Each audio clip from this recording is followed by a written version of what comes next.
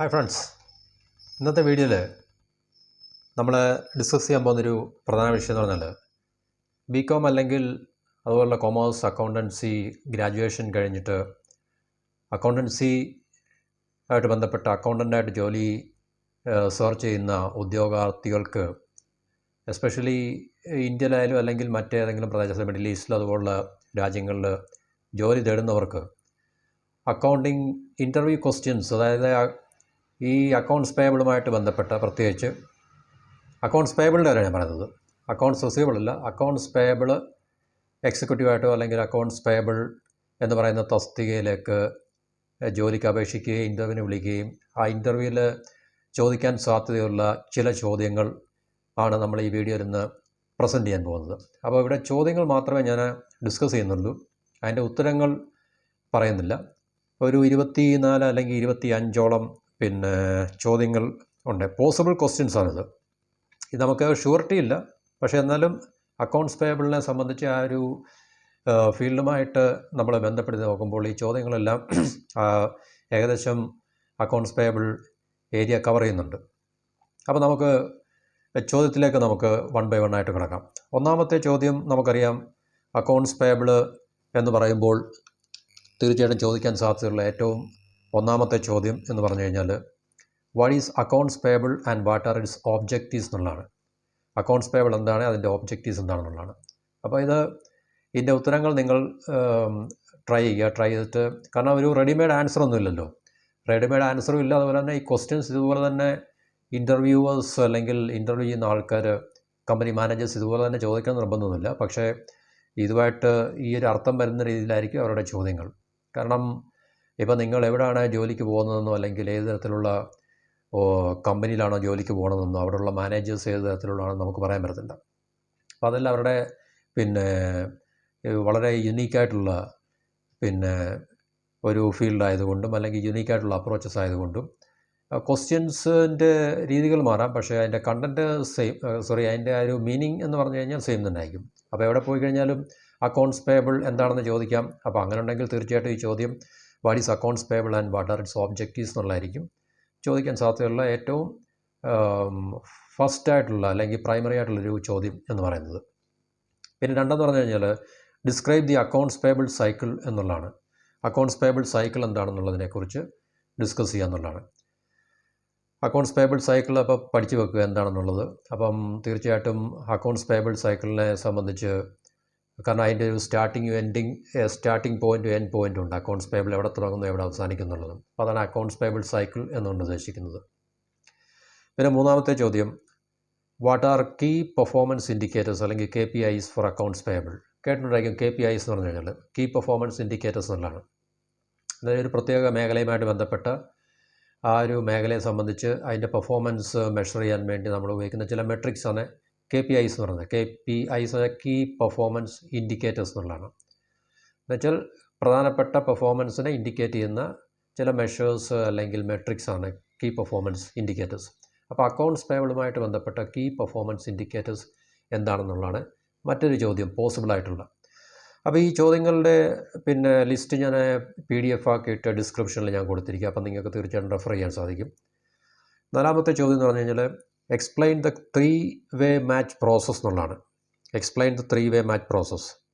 ഇതിൻ്റെ ഉത്തരങ്ങളൊന്നും ഞാൻ ഇവിടെ ഡിസ്കസ് ചെയ്യുന്നില്ല, കാരണം ആൻസർ ഇവിടെ ഡിസ്കസ് ചെയ്യാൻ പോയി കഴിഞ്ഞാൽ വീഡിയോ വളരെ ലെങ്തി ആയി പോകും. അല്ലെങ്കിൽ മറ്റൊരു വീഡിയോയിലോ അല്ലെങ്കിൽ മറ്റൊരു അവസരത്തിലോ ഇതിൻ്റെ ഉത്തരങ്ങൾ നമുക്ക് ഡിസ്കസ് ചെയ്യാം. അപ്പോൾ what are the key performance indicators എന്നുള്ളതാണ്. അത് കഴിഞ്ഞിട്ട് explain the 3-way match process.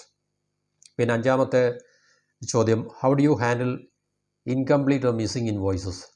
നമ്മൾ വെൻഡേഴ്സിൻ്റെ സപ്ലൈസിൽ നിന്നൊക്കെ നമുക്ക് ഇൻവോയ്സ് കിട്ടിയതിൽ അല്ലെങ്കിൽ കിട്ടിയതിൽ എന്തെങ്കിലും മിസ്സിങ് ആയിട്ടുള്ള ഇൻവോയ്സ് ഉണ്ടോ, ഇനി എന്തെങ്കിലും ഇൻവോയ്സുകൾ കിട്ടാനുണ്ടോ. അപ്പോൾ അങ്ങനെയുള്ളൊരു സാഹചര്യത്തിൽ ഹൗ ഡു യു ഹാൻഡിൽ, ആ സിറ്റുവേഷനെ നിങ്ങൾ എങ്ങനെ ഹാൻഡിൽ ചെയ്യും എന്നുള്ളതിനെക്കുറിച്ച് ആണ് ഈ ചോദ്യം.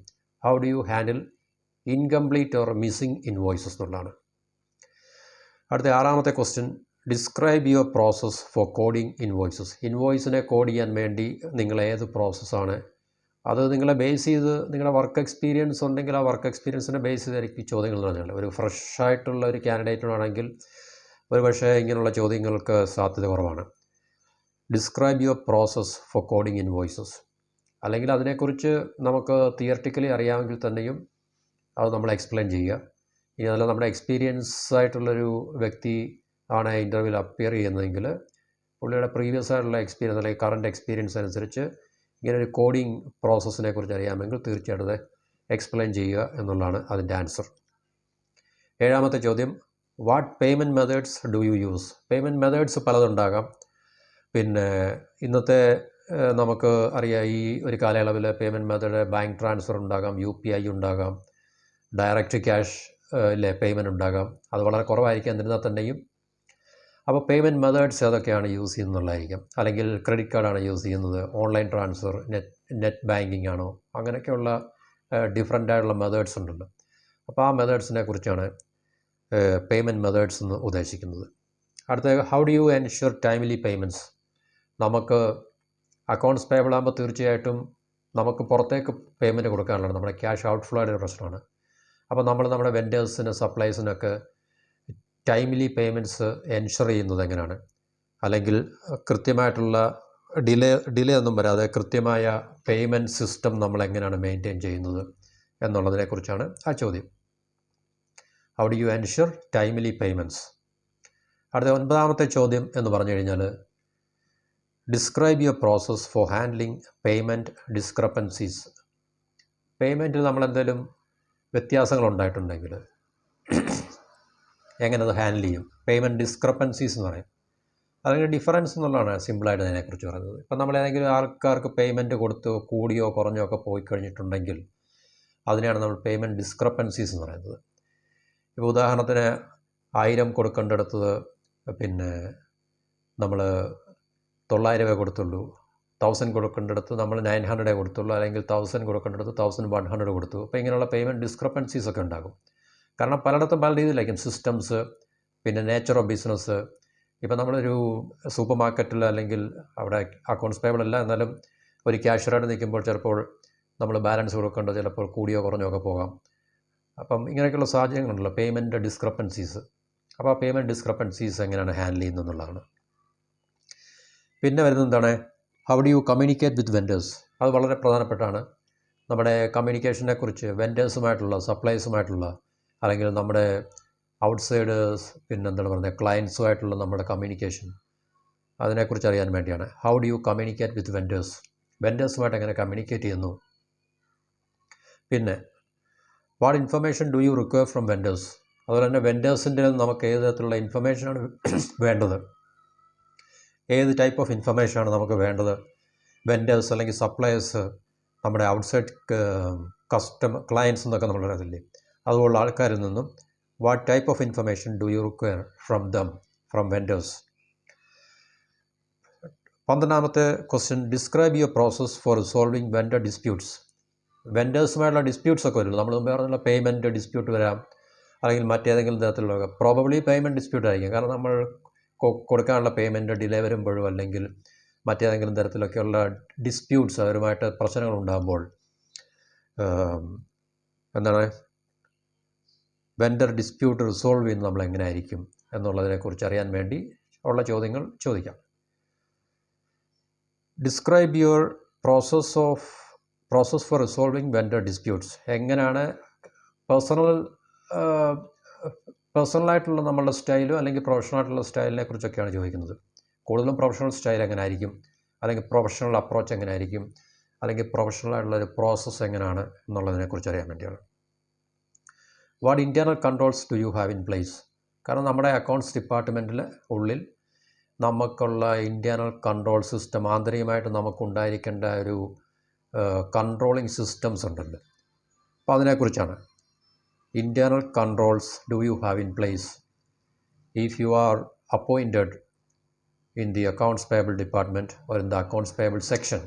ഇല്ല, അക്കൗണ്ട്സ് പേബിൾ സെക്ഷനിൽ നിങ്ങളെ അപ്പോയിൻറ്റ് ചെയ്യുകയാണെങ്കിൽ നിങ്ങൾ ഏത് തരത്തിലുള്ള accounts payable internal control system ആയിരിക്കും ഇംപ്ലിമെൻറ്റ് ചെയ്യാൻ പോകുന്നുള്ളത്. ഇതിനെക്കുറിച്ച് മാനേജ്മെൻറ്റിന് അറിയാനുള്ള താല്പര്യം ഉണ്ടാകും. കാരണം കൺട്രോളിംഗ് എന്ന് പറഞ്ഞാൽ ഇമ്പോർട്ടൻ്റ് ആയിട്ടുള്ളൊരു മാനേജ്മെൻറ്റ് പ്രോസസ്സാണ്, അല്ലെങ്കിൽ മാനേജ്മെൻറ്റ് ഫങ്ഷനാണ്. Because we have to control things in the department, things in the section. പിന്നെ 14ാമത്തെ ചോദ്യം, how do you ensure compliance with accounting standard? Accounting സ്റ്റാൻഡേർഡിനെ കുറിച്ച് പഠിക്കുക. ചില ചോദ്യങ്ങൾ അതിൽ നിന്ന് വരായിരിക്കും. International accounting standard, Indian accounting സ്റ്റാൻഡേർഡൊക്കെ ഉണ്ടാകും. അപ്പം വെളിയിലൊക്കെ നമ്മൾ ജോലിക്ക് പോകുകയാണെങ്കിൽ, മിഡിൽ ഈസ്റ്റിലൊക്കെ ജോലിക്ക് പോകുകയാണെങ്കിൽ ഇൻ്റർനാഷണൽ അക്കൗണ്ടിങ് സ്റ്റാൻഡേർഡിനെ കുറിച്ചുള്ള 1-2 ചോദ്യങ്ങൾ ചിലപ്പോൾ ഉണ്ടാകാം. അപ്പം ആ അക്കൗണ്ടിങ് സ്റ്റാൻഡേർഡുമായിട്ട് നമ്മൾ എങ്ങനെയാണ് കംപ്ലൈ ചെയ്യുന്നത്, നമ്മൾ അക്കൗണ്ടിങ് സ്റ്റാൻഡേർഡ് അനുസരിച്ച് എങ്ങനെയാണ് നമ്മൾ വർക്ക് ചെയ്യുന്നത് ഉള്ളതിനെക്കുറിച്ച് അറിയാൻ വേണ്ടി. How do you ensure compliance with accounting standard? അതോ നമ്മൾ ഇഷ്ടമുള്ള രീതിയിൽ, നമ്മുടെ ഇഷ്ടമുള്ള സ്റ്റൈലിൽ ഈ അക്കൗണ്ടിങ് സ്റ്റാൻഡേർഡ് ഒന്നും വകവെക്കാതെയാണ് നമ്മൾ ജോലി ചെയ്യുന്നത് അല്ലെങ്കിൽ പെർഫോം ചെയ്യുന്നതെന്ന് അറിയാൻ വേണ്ടിയാണ്. അടുത്തത് 15ാമത്തെ ചോദ്യം. Describe your process for documenting financial transparency. Documentation വളരെ ഇമ്പോർട്ടൻ്റ് ആണ്. കാരണം പലതരത്തിലുള്ള ഡോക്യുമെൻറ്റ്സ് നമുക്ക് ഹാൻഡിൽ ചെയ്യാനുണ്ട്. ഇൻവോയ്സ് ഉണ്ട്, പേയ്മെൻറ്റ് റെസീറ്റ് ഉണ്ട്, പേയ്മെൻറ്റ് വൗച്ചേഴ്സ് ഉണ്ട്, പിന്നെ എന്താണ് വേറത്, പർച്ചേസ് ഓർഡേഴ്സ് ഉണ്ട്, പിന്നെ പർച്ചേസ് റിക്വസിഷൻസ് ഉണ്ട്, ഡെബിറ്റ് നോട്ടുണ്ട്, ക്രെഡിറ്റ് നോട്ടുണ്ട്, ഇല്ലേ? അപ്പോൾ ഇതുപോലുള്ള വ്യത്യസ്തമായിട്ടുള്ള ഡോക്യുമെൻറ്റ്സ് ഉണ്ട്. ആ ഡോക്യുമെൻറ്റ്സ് പിന്നെ വേറെ പല തരത്തിലുള്ള പേപ്പേഴ്സ്, ഡോക്യുമെൻറ്റ്സ് ഒക്കെ ഉണ്ട്. അപ്പോൾ ഇതൊക്കെ നമ്മളെങ്ങനെയാണ് ഡോക്യുമെൻ്റ് ചെയ്യുന്നത്? കാരണം ഡോക്യുമെൻറ്റേഷൻ വളരെ ഇമ്പോർട്ടൻ്റ് ആണല്ലോ നമ്മുടെ ഈ വർക്കിൻ്റെ ട്രാൻസ്പെറൻസിക്ക് വേണ്ടി. കാരണം എല്ലാം സപ്പോർട്ടീവ് ഡോക്യുമെൻറ്റ്സ് ഉണ്ടാകണം, നമ്മുടെ ട്രാൻസാക്ഷനെ സപ്പോർട്ട് ചെയ്യുന്ന ഡോക്യുമെൻറ്റ്സ് ഉണ്ടാകണം. ആ ഡോക്യുമെൻറ്റ്സിൻ്റെ process of documentation, how do you ensure the process for documenting financial transparency? ചോദ്യം അതാണ്, ഡിസ്ക്രൈബ് യുവർ പ്രോസസ്. ഇപ്പം ഏത് തരത്തിലുള്ള പ്രോസസ്സായിരിക്കും നിങ്ങൾ ഇംപ്ലിമെൻറ്റ് ചെയ്യാൻ പോകുന്നത്, അല്ല ഇപ്പോൾ ഫലത്തിൽ നിങ്ങൾ ഇംപ്ലിമെൻറ്റ് ചെയ്തുകൊണ്ടിരിക്കുന്നത് എന്നുള്ളതാണ്.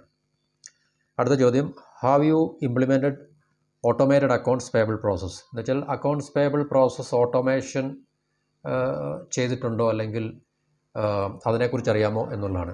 കാരണം ഇന്ന് നമുക്ക് അറിയാം, ഒട്ടുമിക്ക എല്ലാ കമ്പനികളിലും അവരുടെ എല്ലാ ഫങ്ഷൻസും ഏറെക്കുറെയൊക്കെ ഓട്ടോമേറ്റ് ചെയ്തുകൊണ്ടിരിക്കുകയാണ്. അപ്പോൾ അക്കൗണ്ട്സ് ഡിപ്പാർട്ട്മെൻറ്റും ഫൈനാൻസ് ഡിപ്പാർട്ട്മെൻറ്റും ഓട്ടോമേഷൻ ചെയ്യുന്നുണ്ട്. ഓട്ടോമേഷൻ എന്ന് പറഞ്ഞാൽ വളരെ ഇഫക്റ്റീവായിട്ടുള്ള ERPs അല്ലെങ്കിൽ സോഫ്റ്റ്വെയർ സിസ്റ്റംസ് എല്ലാം ഇംപ്ലിമെൻറ്റ് ചെയ്യുകയും, നമ്മുടെ പേയ്മെൻറ്റ് ഓട്ടോമേറ്റ് ചെയ്യുകയും, നമ്മുടെ ബാക്കിയുള്ള ഇൻവോയ്സിങ് ഓട്ടോമേറ്റ് ചെയ്യുകയും. അപ്പോൾ ഇതുപോലുള്ള നമ്മുടെ പ്രോസസ്സസ് അല്ലെങ്കിൽ ഫങ്ഷൻസ് എല്ലാം ഓട്ടോമേറ്റ് ചെയ്യുന്നതിനെക്കുറിച്ചാണ് ആ ചോദ്യം എന്ന് പറഞ്ഞാൽ. How you implemented automated accounts payable process എന്നുള്ളതാണ്. അത് ഇംപ്ലിമെൻറ്റ് ചെയ്തിട്ടുണ്ടോ? അപ്പോൾ ഉണ്ടെന്ന് നമ്മൾ പറയുകയാണെങ്കിൽ തീർച്ചയായിട്ടും അതിനെക്കുറിച്ചുള്ള ഫർദറായിട്ടുള്ള ചിലപ്പം 1-2 ചോദ്യങ്ങൾ ഉണ്ടാകാം.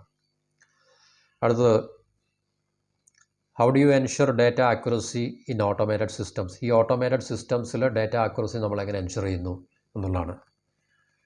അപ്പോൾ ഡേറ്റ ആക്യുറസി എന്ന് പറഞ്ഞു കഴിഞ്ഞാൽ നമുക്കറിയാം, നമുക്ക് we have to deal with data, ഇല്ലേ? Data in the form of figures, അതുപോലുള്ള നമ്പേഴ്സ്. അപ്പോൾ ഈ പറഞ്ഞ ഡേറ്റ ആക്യുറസി ഓട്ടോമേറ്റഡ് സിസ്റ്റം ഉണ്ട്, ദാറ്റ്സ് ഓക്കെ. പക്ഷേ ഈ ഓട്ടോമേറ്റഡ് സിസ്റ്റത്തിൽ നമ്മൾ ഡേറ്റ ആക്യുറസി എങ്ങനെ ഉറപ്പുവരുത്തും, എങ്ങനെയാണ് നിങ്ങൾ ഉറപ്പുവരുത്തുന്നത് എന്നുള്ളതിനെക്കുറിച്ചുള്ളൊരു ചോദ്യം ഉണ്ടാകാം. പിന്നെ describe your experience with accounts payable software integration. അത് അക്കൗണ്ട്സ് പേബിൾ സോഫ്റ്റ്വെയർ ആയിട്ടുള്ള ബന്ധപ്പെട്ട ചോദ്യമാണ്. അപ്പോൾ അത് നമ്മൾ മനസ്സിലാക്കി വെക്കുക. സോഫ്റ്റ്വെയർ ഇൻറ്റഗ്രേഷൻ, അക്കൗണ്ട്സ് പേബിളിന് മാത്രമായിട്ടൊരു സോഫ്റ്റ്വെയർ ഇൻറ്റഗ്രേഷൻ, അക്കൗണ്ട്സ് പേബിൾ മാത്രമായിട്ടൊരു സോഫ്റ്റ്വെയർ കാണത്തില്ല. ഫൈനാൻസ് അക്കൗണ്ട്സ് ഡിപ്പാർട്ട്മെൻറ്റ് മൊത്തമായിട്ടൊരു സോഫ്റ്റ്വെയർ ആയിരിക്കും. അതിനകത്ത് ഒരു മൊഡ്യൂളായിരിക്കും അക്കൗണ്ട്സ് പേബിൾ എന്നുള്ളത്. അടുത്ത, how do you ensure data accuracy? അത് പറഞ്ഞാണ് describe your experience with accounts payable software integration പറഞ്ഞു. അടുത്ത്, how do you analyse accounts payable performance? അത് ചോദിക്കാം. നമ്മുടെ അക്കൗണ്ട്സ് പേബിൾ പെർഫോമൻസിനെ നമ്മൾ അനലൈസ് ചെയ്യുന്നത് എങ്ങനെയായിരിക്കും എന്നുള്ളത്, അതിനുള്ള നിങ്ങളുടെ പ്രോസസ്സ് എന്താണ്, അല്ലെങ്കിൽ നിങ്ങളുടെ ഏത് രീതിയിലാണ് നിങ്ങളതിനെ ഫങ്ഷൻ ചെയ്യുന്നത് എന്നുള്ളതിനെക്കുറിച്ച് ചോദ്യം ചെയ്യുക. How do you analyse accounts payable performance? 20ാമത്തെ, what metrics do you use to evaluate vendor performance? അതുപോലെ വെൻഡേഴ്സിൻ്റെ പെർഫോമൻസിനെ മെഷർ ചെയ്യാൻ വേണ്ടി നിങ്ങൾ ഏത് മെഷറാണ് യൂസ് ചെയ്യുന്നുള്ളത്? What metrics do you use to evaluate vendors performance അല്ലെങ്കിൽ വെൻഡർ പെർഫോമൻസ്? വെൻഡറിൻ്റെ പെർഫോമൻസിനെ കുറിച്ച് നമ്മൾ അറിയാൻ വേണ്ടി, അനലൈസ് ചെയ്യാൻ വേണ്ടി, അല്ലെങ്കിൽ അത് വിശകലനം ചെയ്യാൻ വേണ്ടി നമ്മൾ ഏത് ഏത് മെഷറാണ് നമ്മൾ യൂസ് ചെയ്യുന്നുള്ളതാണ്. What metrics do you use to evaluate vendor performance? അടുത്ത 21ാമത്തെ ചോദ്യം, describe a time when you optimised accounts payable processes. അതൊക്കെ നമ്മുടെ ഇത് എല്ലാ ഇൻ്റർവ്യൂവിലും ഈ എല്ലാ ചോദ്യങ്ങളും ചോദിക്കണമെന്നില്ല. പല ഇൻ്റർവ്യൂസിലും പല ചോദ്യങ്ങളായിരിക്കും ചോദിക്കുന്നത്. That depends on the person sitting in front of you. Questioning you, interviewing you. നമ്മളെ ഇൻ്റർവ്യൂ ചെയ്യുന്ന വ്യക്തിയെ ഡിപ്പെൻഡ് ചെയ്തിരിക്കും, നമ്മൾ ഇൻ്റർവ്യൂവിന് പോകുന്ന കമ്പനിയുടെ നേച്ചറിനെ അനുസരിച്ചിരിക്കും. What metrics do U evaluate വേണ്ട പെർഫോമൻസ്. അതുപോലെ തന്നെ describe a time when you optimised accounts payable process. Accounts payable process നമ്മൾ ഓപ്റ്റിമൈസ് ചെയ്ത ആ ഒരു ടൈം, അല്ലെങ്കിൽ ആ ഒരു നിങ്ങളുടെ വർക്കിംഗ് ടൈം എന്നായിരുന്നു, എവിടെ വർക്ക് ചെയ്യുമ്പോഴാണ്, അതിനുള്ള സാഹചര്യം എന്തായിരുന്നു എന്നുള്ളതിനെക്കുറിച്ചുള്ളതാണ് ആ ചോദ്യം. 21ാമത്തെ describe a time when you optimise accounts payable process, അത് പറഞ്ഞു. അടുത്ത 22ാമത്തെ how do you handle pressure and deadline in accounts payable. അത് വല്ലാത്തൊരു ഇമ്പോർട്ടൻ്റ് ആയിട്ടുള്ള ചോദ്യമാണ്. കാരണം ഒരുപക്ഷെ നിങ്ങൾ ചെല്ലുന്ന കമ്പനി വളരെ അധികം ട്രാൻസാക്ഷൻസും പിന്നെ ബിസി ആയിട്ടുള്ളൊരു ഓർഗനൈസേഷനും ഓഫീസും ആണെങ്കിൽ, പിന്നെ നമുക്ക് ഇൻഡിപെൻഡൻ്റായിട്ട് നമ്മൾ വർക്ക് ചെയ്യുമ്പോൾ അവിടെ നമ്മളെങ്ങനെ പ്രഷർ ഉണ്ടായിരിക്കാം, അതുപോലെ ഡെഡ്ലൈൻ ഉണ്ടായിരിക്കും. നമ്മുടെ വർക്ക് തീർക്കാൻ കംപ്ലീറ്റ് ചെയ്യാൻ വേണ്ടി മാനേജ്മെൻറ്റ് ഡെഡ്ലൈൻ ഫിക്സ് ചെയ്യുന്നുണ്ടായിരിക്കും. അപ്പം how you are going to handle pressure and deadline in accounts payable. നിങ്ങളുടെ ഈ അക്കൗണ്ട്സ് പേബിൾ സെക്ഷനിൽ ഡിപ്പാർട്ട്മെൻറ്റൽ പ്രഷേഴ്സ്, അല്ലെങ്കിൽ ഈ പറഞ്ഞൊരു പർട്ടിക്കുലർ ഫങ്ഷണൽ പ്രഷേഴ്സ്, അല്ലെങ്കിൽ ഡെഡ്ലൈന് ഒക്കെ നിങ്ങളെങ്ങനെ ഹാൻഡിൽ ചെയ്യും, അല്ലെങ്കിൽ എങ്ങനെ മാനേജ് ചെയ്യും എന്നുള്ളതാണ്. 23 എന്ന് പറഞ്ഞു കഴിഞ്ഞാൽ tell me about a vendor dispute resolution experience. നിങ്ങളും വെൻഡറുമായിട്ടുള്ള ഏതെങ്കിലും ഒരു പ്രശ്നം ഉണ്ടായിട്ടുണ്ടെങ്കിൽ അത് നിങ്ങൾ എങ്ങനെയാണ് റിസോൾവ് ചെയ്തത്, എങ്ങനെയാണ് ആ പ്രശ്നം പരിഹരിച്ചത് എന്നുള്ളതിനെക്കുറിച്ചൊരു ഉദാഹരണം അല്ലെങ്കിൽ എന്നുള്ളതിനെക്കുറിച്ചൊരു വിവരണം തരൂ എന്നുള്ളതാണ്. Tell me about a vendor dispute resolution experience. 24ാമത്തെ ചോദ്യം what is the difference between accounts payable turn over and days payable outstanding. Accounts payable turn ഓവറും ഡേയ്സ് പേബിൾ ഔട്ട്സ്റ്റാൻഡിങ്, ഇത് രണ്ടും ഓർത്തിരിക്കുക. അക്കൗണ്ട്സ് പേബിൾ ടേൺ ഓവർ ഇത് നമ്മൾ മുമ്പേ പറഞ്ഞൊരു മെട്രിക്സിൻ്റെ ഭാഗമാണ്, മെഷറിൻ്റെ ഭാഗമാണ്. Accounts payable turn over and days payable outstanding, ഇത് നമ്മളുടെ വ്യത്യാസം എന്താണെന്നുള്ളതിനെക്കുറിച്ച് ചോദിക്കാം.